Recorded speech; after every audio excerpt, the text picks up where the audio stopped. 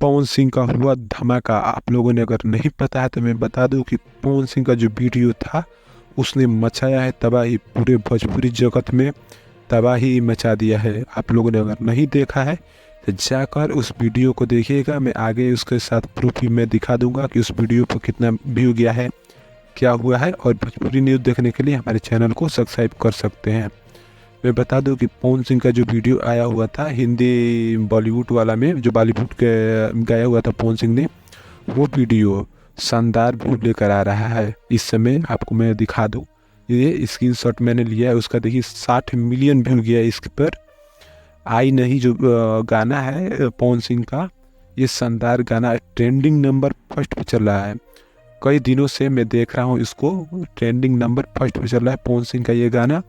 तू आई नहीं, अरे आई नहीं, ये गाना जो है 60 मिलियन व्यू गया, अभी ट्रेंडिंग चल रहा है। अभी ये हो सकता है कि 100 मिलियन भी चल जा सकता है, इसका कोई ठीक नहीं। ये 100 मिलियन भी जाएगा, और 100 मिलियन जाएगा तो इस पर भी मैं एक वीडियो आपको दिखाऊंगा कि ये कब 100 मिलियन जाने वाला है। ये भोजपुरी पवन सिंह की सबसे बड़ी उपलब्धि है, जो बॉलीवुड गाना इनका जा रहा है 60 मिलियन से ऊपर।